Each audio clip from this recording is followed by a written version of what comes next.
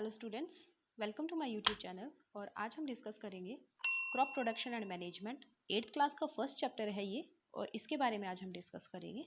तो सबसे पहले इसको डिस्कस करने से पहले हम देख लेते हैं कि इस चैप्टर के नाम से हमें क्या पता लग रहा है कि हमने इसके अंदर क्या क्या करना है। तो आप देखो, फर्स्ट हमारा यहाँ पे है क्रॉप प्रोडक्शन। ठीक है, सबसे पहले क्या है हमारे पास यहाँ पे क्रॉप प्रोडक्शन, यानी कि फसल को कैसे प्रोड्यूस करना है, उसको कैसे बनाना है। ठीक है, प्रोडक्शन उसकी कैसे करनी है। ठीक है, कोई भी फसल है उसको उगाने के लिए, उसको बनाने के लिए, उसके हार्वेस्ट करने के लिए हमें क्या चाहिए होता है। सबसे पहले तो मिट्टी चाहिए होती है, ज़मीन चाहिए होती है। ठीक है, एक खेत चाहिए होता है, एक अच्छी गुड क्वालिटी की मिट्टी चाहिए होती है, गुड सॉइल चाहिए होती है। ठीक है, उसको हम बनाते हैं कल्टीवेटर वगैरह यूज़ करके, एग्रीकल्चर के टूल यूज़ करके। उसके बाद में सेकेंड हमारे पास होता है, हमें सीड चाहिए होता है। बीज होगा तभी तो फसल उगेगी, तभी तो पौधा उगेगा। उस बीज के बाद में हमें चाहिए होता है मैन्योर या फर्टिलाइजर्स। ठीक है, खादें जो हमारे पास होती हैं। उसके बाद में हमें चाहिए होता है पानी, उसकी इरिगेशन करवानी है, सिंचाई करनी है। ठीक है, इरिगेशन। उसकी इरिगेशन के बाद में हमें हार्वेस्टिंग करनी है, उसको काटना है, काट के उसको निकालना है, उसके बीजों को कोई भी मेथड यूज़ करके। और उसके बाद में हमने उसकी मैनेजमेंट करनी है, जो आपका अगला टॉपिक है। ठीक है, तो मैनेजमेंट के अंदर हम क्या करेंगे, देखो मैनेजमेंट के अंदर उसको स्टोर कैसे करके रखना है, उसको मंडियों तक कैसे लेके जाना है, या साल भर अगर आपने साल 2 साल उसको यूज़ करना है तो कैसे आप उसको बचा के रख सकते हो, उसके बारे में हम डिस्कस करेंगे। ठीक है, तो अब जो होता है ना हमारे पास, आपने घरों में देखा होगा, आपके घरों में ये चीज़ें मिलती होंगी, जैसे सिक्कल हो गया। ठीक है, दांत्री जिसको बोला जाता है। उसके बाद में आपके पास जो है खुरपी होगी, जो बाग के अंदर यूज़ करते हैं। प्लो हो गया, हल हो गया, काफ़ी सारी चीज़ें होती हैं। तो ये यहाँ पे ये पूछ रहा है कि क्यों यूज़ की जाती है। तो जब भी आपने क्रॉप की प्रोडक्शन करनी होती है, फसल को उगाना होता है या फसल बीजनी होती है, तो इनके अंदर हम इन सारी चीज़ों का यूज़ करते हैं। तो काफ़ी सारी हम एग्रीकल्चर प्रैक्टिसेस पढ़ेंगे जो हमारी क्रॉप की प्रोडक्शन के लिए ज़रूरी होती हैं, फसल को उगाने के लिए, फसल को प्राप्त करने के लिए, उसे पैदा करने के लिए ज़रूरी होती हैं। ठीक है, तो उसके अंदर हम देखिए क्या क्या करेंगे यहाँ पे। सबसे पहले देखो, क्रॉप होती क्या है। ठीक है, फसल किसको बोला जाता है। फसल उसको बोला जाता है कि आपके पास यहाँ से आप पढ़ना है तो पढ़ लेना। ठीक है, मैं आपको बता देती हूँ कि इसके अंदर लिखा क्या हुआ है।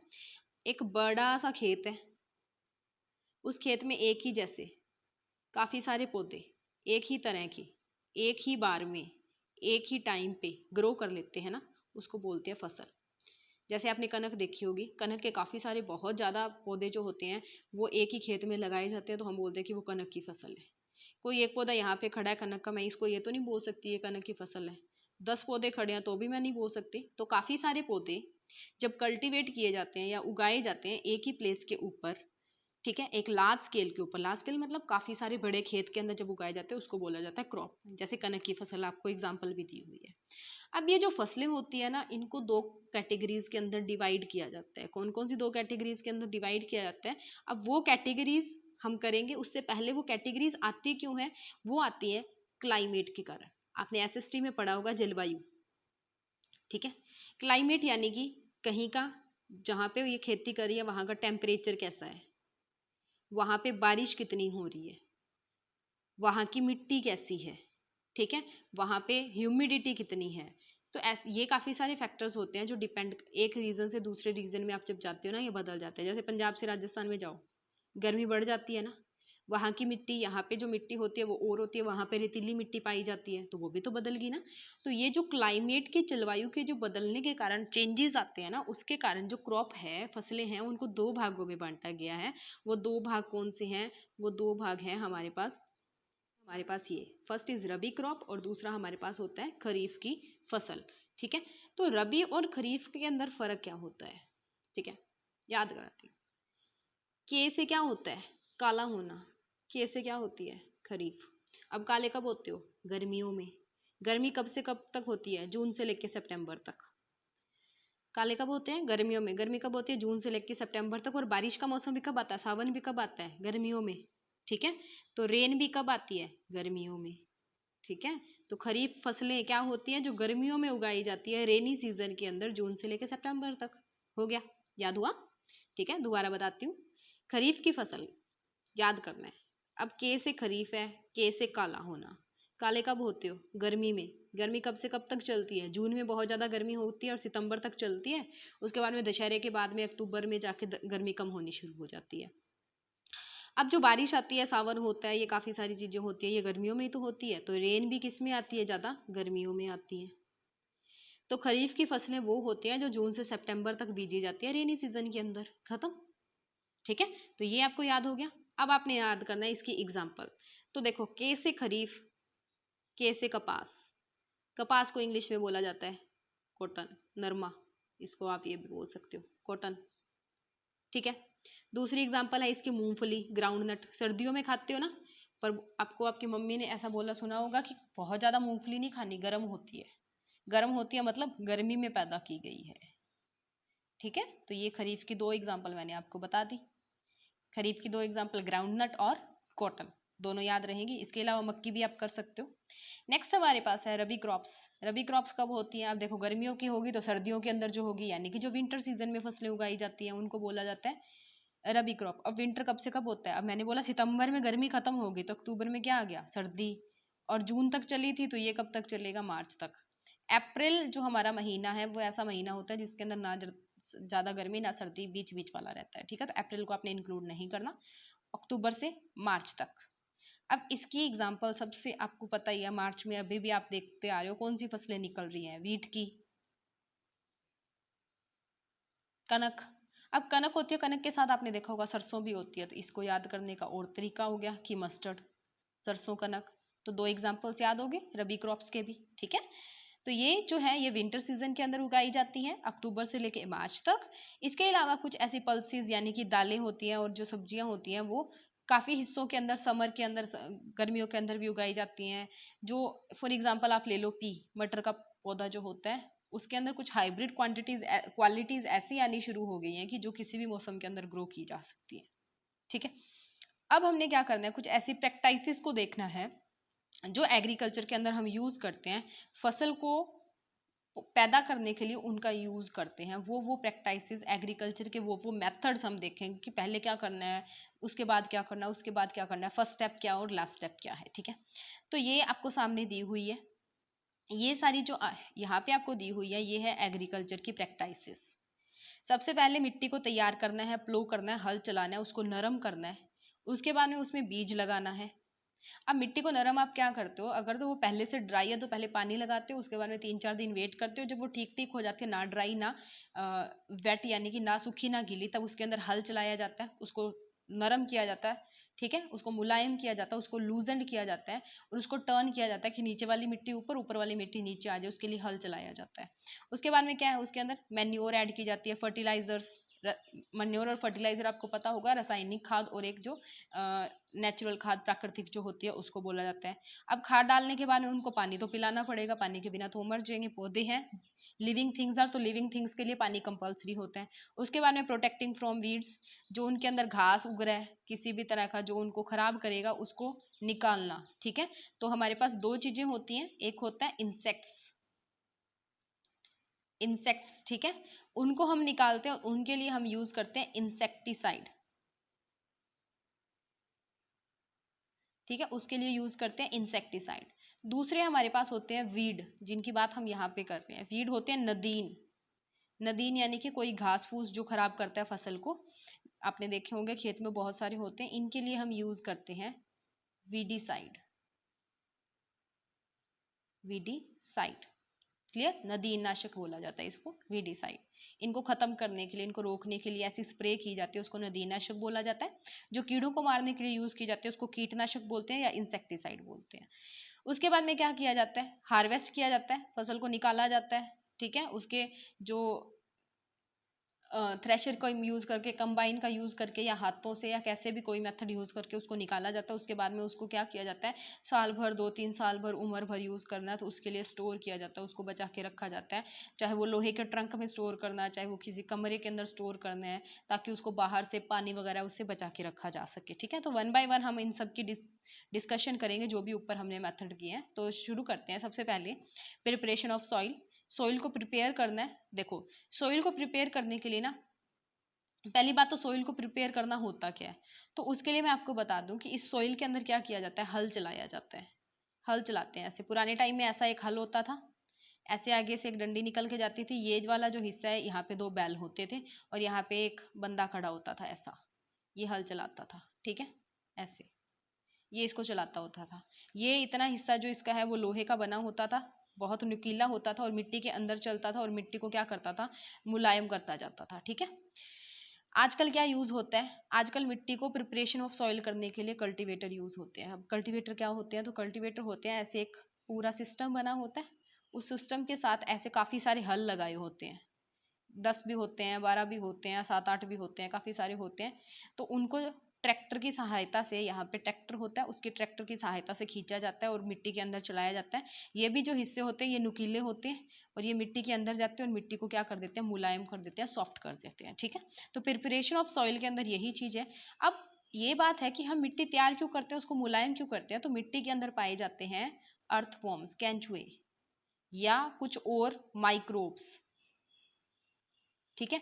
अब जितनी मिट्टी मुलायम होगी ना उतने ही वो माइक्रोब्स और अर्थवॉर्म्स जो है वो ग्रो करेंगे और जितने वो ग्रो करेंगे ना उतना ही वो क्या करते हैं, ह्यूमस पैदा करते हैं। और ह्यूमस क्या करता है, सोइल की फर्टिलिटी को इंक्रीज करता है, सोइल की जो उपजाऊ शक्ति है, मिट्टी की उपजाऊ शक्ति उसको बढ़ाता है, ठीक है। तो ये बात होगी प्रिपरेशन ऑफ सॉइल के। नेक्स्ट हम बात करेंगे कि हम कौन कौन से जो मेथड्स हैं उनको यूज कर सकते हैं इन सब चीज़ों को करने के लिए, ठीक है, या किस कौन सा अपरेटस यूज किया जाता है। तो मैंने आपको बता दिया कि हम हल का यूज करते हैं, हल ऐसा होता था, बताया अभी अभी, ऐसे एक डंडी होती थी ऊपर से और ये ऐसे यहाँ पे 2 बैल लगाए जाते थे, यहाँ पे कोई पर्सन होता था, ठीक है, ऐसे खड़ा होता था। तो ये था प्लो। इसको जब प्लो के द्वारा मिट्टी को प्रिपेयर किया जाता है, उसके अंदर हल चलाया जाता है, तो उस प्रोसेस को बोलते हैं प्लोइंग या टिलिंग। आपको यहाँ पे लिखा हुआ दिखाई दे रहा है, ठीक है। अब ये जब जमीन में चलता है ना तो मिट्टी के ऐसे ऐसे बड़े बड़े पत्थर बनने शुरू हो जाते हैं। इन पत्थर को एक अलग नाम दिया जाता है, इनको बोला जाता है क्रम्ब्स, क्रम्स, ठीक है। अब ये क्रम्स बन गए तो अब इन पत्थरों के अंदर थोड़ी, क्रम्स के अंदर ही थोड़ी हम बीज लगा देंगे, वो तो उगेगा ही नहीं, पत्थरों के बाहर से ही टूट जाएगा, वो चीजें खराब होनी शुरू हो जाएंगी। तो इन क्रम्स को हम क्या करते हैं, तोड़ते हैं, किसके साथ, एक प्लैंक के साथ। एक नया हम यंत्र यूज करते हैं, एक अपरेटस यूज करते हैं जिसको बोला जाता है प्लैंक। अब प्लैंक क्या होता है, ऐसे लकड़ी के 2 होते हैं हिस्से, बहुत भारी होते हैं, इनको ऐसे आपस में ज्वाइन किया जाता है और यहाँ पे ट्रैक्टर लगा के इनको खींचा, यहाँ पे नहीं, ऐसे यहाँ पे साइड में ट्रैक्टर लगा के इनको खींचा जाता है, ठीक है। ये होता है प्लैंक। ये जहां जहां पे जाएगा इसमें बहुत ज्यादा भार होता है और कई बार और बाहर रख दिया जाता है इसके ऊपर, ऊपर से। तो ये जैसे जैसे इन क्रम्बल्स के ऊपर जाएगा ना तो ये इनको क्या करता जाता है, तोड़ता जाता है और मिट्टी बनाता जाता है इनकी, ठीक है। ये हो गया प्लैंक। अब देखो हमने प्लैंक चला लिया, पर जब हमने हल चलाया तो मिट्टी तो, हमारा खेत ऐसा हो गया, ठीक है। अब इसके ऊपर हम चलाते हैं लेवलर, कंप्यूटर लेवलर भी आते हैं आजकल, कंप्यूटर क्रॉ का नाम आपने सुना होगा। वो लेवलर क्या करता है, इसके ऊपर ऐसे चलता है, ऐसे लेवलर आता है, ऐसे चलता है, ऐसे चलता जाता है, चलता जाता है और फिर लास्ट में आपकी जो मिट्टी होता है, आपका खेत जो होता है उसको ऐसे कर देता है, समतल कर देता है, एक जैसा कर देता है, ताकि आप यहाँ से पानी छोड़ो तो वो पूरी, यहाँ से पाइप है ये और इस पाइप में से पानी आ रहा है ऐसे, तो ये पूरे खेत में आराम से जाएगा। आपने पेड़ पौधे लगाए हैं तो भी इस खेत के अंदर अच्छे से ढंग से लगेंगे। इसके अंदर क्या होता, अगर पहले वाले की बात करूं मैं, अगर खेत ऐसा होता, यहाँ से पानी छोड़ा है तो वो तो इसी को ही मिलता या इसको मिलता, ज्यादा से ज्यादा इसको मिल जाता, इन भाइयों का क्या बनता, ये तो प्यासे रह के मर जाते। तो इसी वजह से हम लेवलर चलाते हैं, वो मिट्टी को एक जैसा कर देता है और जहाँ पे, यहाँ से अगर आप पानी छोड़ रहे हो, यहाँ से पानी आ रहा है तो वो हर जगह पे अच्छी तरह से जाएगा, ठीक है। ये तो बात होगी प्रिपरेशन ऑफ सॉइल की। अब क्या होता है, एक मेथड, एक चीज और भी होती है कि कई बार जो खाद होती है, मैन्योर जो होती है, मैन्योर, उसको कई बार प्लोइंग के टाइम ही ऐड कर दिया जाता है, ठीक है। प्लोइंग से पहले ही ऐड कर दिया जाता है। जैसे नेचर वाली खाद होती है, काउ डंक, ठीक है, काउ डंक यानी कि गोबर की जो खाद होती है, काऊ के गोबर की, एनिमल डंक की जो खाद होती है उसको पहले लगा लिया जाता है, उसके बाद में उसको प्लो किया जाता है, यानी कि ताकि वो मिट्टी के अंदर उसको अच्छी तरह से बिखेर दिया जाए और उसके बाद में ऊपर से पानी लगा दिया जाता था ताकि उनके सारे न्यूट्रिएंट्स हैं वो पानी के अंदर चले जाएं। और कई बार जो मैन्योर है वो पहले डाल दी जाती है, कई बार बाद में डाली जाती है, वो डिपेंड करता है कि आप कौन सी खाद का यूज कर रहे हो, ठीक है। उसके बाद में हमारे पास नेक्स्ट है एग्रीकल्चर इम्प्लीमेंट्स। उसके बाद में हमारे पास नेक्स्ट है एग्रीकल्चरल इम्प्लीमेंट्स। एग्रीकल्चरल इम्प्लीमेंट्स के अंदर हमारे पास हम काफ़ी सारी जो इम्प्लीमेंट्स हैं उनकी डिस्कशन करेंगे। जैसे आपको एक नीचे दिख रहा है, इसको बोला जाता है हल, प्लो, ठीक है। प्लो इसको बोलते हैं, ये मैंने आपको बताया था, ये होती है प्लो का जो हम बोलते हैं कि एक बीम होता है जो एनिमल यानी कि चाहे बैल है, चाहे वो घोड़ा है, चाहे वो ऊंट है, उसके ऐसे गले के ऊपर रखा जाता है। ये जो है ये प्लो की शाफ्ट होती है। और ये वाला जो नुकीला हिस्सा वाइट वाला आपको दिख रहा है, ये मिट्टी के अंदर जाता है और उस मिट्टी को ऐसे उखाड़ता जाता है, नरम करता जाता है। ठीक है, यहाँ से ये हैंडल होता है, इसको पकड़ के पीछे जो भी किसान होता है वो चलता है। ठीक है, बंदा जो भी होता है। उसके बाद में हमारे पास एक और आता है, दैट इज हू। हू, ठीक है। अब ये हू क्या है? हू भी क्या होता है, एक हल की तरह ही होता है, पर ये किस लिए यूज किया जाता है? वीड्स को निकालने के लिए यूज किया जाता है, नदीनों को निकालने के लिए। अब ये बना बिल्कुल वैसा ही होता है, पर इसके जैसे हल के नीचे ऐसे नुकीला हिस्सा था ना, इसके नीचे एक ब्लेड टाइप ऐसे प्लेट लगी होती है। तो जहां जहां से वो जाएगी, वो आगे वाले जो नदीन है, आगे वाली जो घास फूस है, उसको काटती जाती है। मैं आपको दिखाऊंगी आगे कि हो किस तरह का होता है। तो उसके लिए चलते हैं अगले पेज के ऊपर। तो ये हमारे पास एक हो का डायग्राम दिया हुआ है। ठीक है, यहाँ पे ग्रिप बनाई हुई है, ये बीम है, ये एनिमल्स के ऊपर रखी जाती है, ये हैंडल है, और ये है वो बेंट मेटल की प्लेट जो उनके ऊपर रखी जाती है, लोहे की बनी होती है, आगे से शार्प होती है, बहुत मतलब नुकीली होती है, ब्लेड की तरह होती है। जैसे ब्लेड की धार होती है तो धारदार होती है। ठीक है, जैसे जैसे जाएगा आगे से कट करता जाता है। उसके बाद में नेक्स्ट जो मेथड यहाँ पे यूज किया हुआ है, दैट इज कल्टीवेटर। ये जो है ये मॉडर्न मेथड है मिट्टी को प्रिपरेशन ऑफ सॉइल को करने का। ऐसे ट्रैक्टर होता है, ट्रैक्टर के साथ जो है वो कल्टीवेटर ऐसे लगाए होते हैं। कल्टीवेटर मैं आपको पहले भी बता चुकी हूँ, ऐसे काफी सारे हल होते हैं एक साथ। ठीक है, ये इकट्ठे ही चलते हैं। वहां पे एक हल था, एक इंसान चला रहा था, दो बैल लगे हुए थे, इंसान भी थक रहा है, बैल भी थक रहा है, तो बहुत टाइम लगता था इस हल से जो है वो मिट्टी को तैयार करने से। इसलिए साइंस की डिस्कवरी से नया आया एक अपरेटस, दैट इज कल्टीवेटर, और उनको ट्रैक्टर की सहायता से चलाया जाता है। एक दिन में आप कई खेतों को तैयार कर सकते हो, कई काफी सारी जो मिट्टी है उसको तैयार कर सकते हो, कई खेतों के को भी बिजाई के लिए तैयार कर सकते हो। तो ये है हमारे पास कल्टीवेटर। ठीक है, उसके बाद में हमारे पास है कि जब मिट्टी तैयार होगी तो अब हम क्या करेंगे? बीज को बिजाई, जिस बिजाई को क्या बोलते हैं इंग्लिश में? सोइंग, सो करना। ठीक है, बीज को बीजना। तो बिजाई के लिए हमारे पास देखिए ये एक इंपॉर्टेंट पार्ट होता है। ठीक है, तो हम जो इसके लिए यूज करते हैं ना टूल्स, वो होते हैं एक तो ट्रेडिशनल टूल। ट्रेडिशनल टूल आपका वो वैसा ही होता है, ऐसे एक हल होता है, आगे से ऐसे नुकीला होता है, यहाँ पे एक पाइप आ रही होती है ऐसे नीचे की तरफ, ऐसे ऊपर क्या लगी होती है उसकी? एक कीप लगी होती है। कीप आपने घर में देखा होगा, तेल डालने के लिए ट्रैक्टर वगैरह में यूज की जाती है। यहाँ से क्या किया जाता था? बीज को डाला जाता था, और ये आगे शाफ्ट जाके आगे आगे दो बैल चल रहे होते थे यहाँ पे, और इसको ऐसे बीजा जाता था। ठीक है, पर यहाँ पे ना प्रॉब्लम क्या आई कि जब इस हल से हम बिजाई कर रहे थे, इस ट्रेडिशनल टूल से हम जब बिजाई कर रहे थे, तो क्या हुआ कि ये जब मिट्टी के अंदर बीज को पूरी तरह से नहीं लेके जा रहा था। जो बीज है ना वो मिट्टी से बाहर भी हमें दिखाई दे रहे थे ऐसे। तो बाहर से ऐसे उड़ते हुए कि बर्ड्स हैं वो आए और इस बीज को उठाया और खा गए। तो ये जो नुकसान होता था फसल का, ये पहले ही हो जाता था, क्योंकि जो बीज है ना वो मिट्टी से पूरी तरह ऐसे कवर नहीं होते थे, सामने दिख रहे होते थे। तो यहाँ से बर्ड आते थे और उनको उठा के ले जाते थे। तो इसलिए एक नया मेथड आया जो आप बोलो कि मॉडर्न मेथड है, ट्रेडिशनल मेथड नहीं है। उस मॉडर्न मेथड के अंदर ये ऐसे यूज किया जाता था। आपका जो ट्रेडिशनल मेथड है उसके अंदर मैं आपको छोटा करके दिखाती हूँ, ये रहा। ठीक है, ऐसे यूज करते थे, ये हल चल रहा है और ऐसे ऐसे वो सारा यूज किया जाता है। ठीक है, अब जो ट्रेडिशनल टूल था उसके बाद में क्या है, हमारे पास मॉडर्न टूल भी आया। ट्रेडिशनल टूल के बाद में हम बात करते हैं मॉडर्न टूल की, तो वो है हमारे पास सीड ड्रिल, बिजाई की जो मशीन है उसकी बात कर रहे हैं। तो उसमें क्या होता है, काफ़ी सारे हल होते हैं ऐसे लगे हुए होते हैं, ऊपर से इनके ऊपर बीज गिरता है, इनके साथ भी पाइप ऐसे लगी होती है, और उस पाइप के ऊपर ऐसे एक जो मशीन टाइप का लगा होता है वो गोल गोल घूमता है। जैसे आपकी मशीन चलती है वो गोल गोल घूमता है, और ऊपर से बीज जो है वो उनके ऊपर गिरता जाता है, और वो नीचे गिर के मिट्टी के अंदर पूरी तरह से मिट्टी से कवर होता जाता है। इसमें क्या होता है, बाहर से आके जो भी बर्ड्स है ना वो उस बीज को खराब नहीं कर सकते, तो जो फसल है वो डैमेज नहीं होती। तो ये सीड ड्रिल वाला जो मेथड होता है वो अच्छा होता है बीज की बिजाई करने के लिए। अब जब हमने बीज की बिजाई करनी है तो हमने क्या करना है, सबसे पहले हमें बीज चाहिए, सीड। तो वो बीज क्या होना चाहिए, उसकी जो क्वालिटी है वो अच्छी होनी चाहिए, हेल्दी होना चाहिए। ठीक है, अच्छी क्वालिटी का होना चाहिए, हेल्दी होना चाहिए, अंदर से खोखला नहीं होना चाहिए बुरा सा। ठीक है, अब ऐसा बीज हम कैसे सिलेक्ट कर सकते हैं? ऐसा बीज सिलेक्ट करने के लिए हम क्या करते हैं, नॉर्मल जो पहले के दिन थे उनमें क्या किया जाता था, ऐसे पानी लिया जाता था कंटेनर में, और उसमें उस सारे बीज को डाल दिया जाता था। उसमें जब उस सारे बीज को डाला जाता था तो कुछ बीज ऐसे पानी पड़ा है, कुछ बीज यहाँ पे आके पानी के ऊपर तैरने शुरू हो जाते थे, कुछ यहाँ पे नीचे बैठ जाते थे। अब जो ऊपर वाले बीज है ना, ये होते हैं अंदर से खाली, ब्लैंक, होलो जिसको बोलते हो, ठीक है। और ये होते हैं खराब, स्पॉइल्ड जिनको हम कहते हैं। तो ऊपर जो बीज आ जाते थे वो होते थे स्पॉइल्ड, खराब बीज होते थे, तो इनको नहीं लिया जाता था, इनको बाहर निकाल दिया जाता था छान के, और नीचे वाले बीज को क्या कर दिया जाता था, बो दिया जाता था, सो कर दिया जाता था, ताकि अच्छी फसल है वो मिल सके।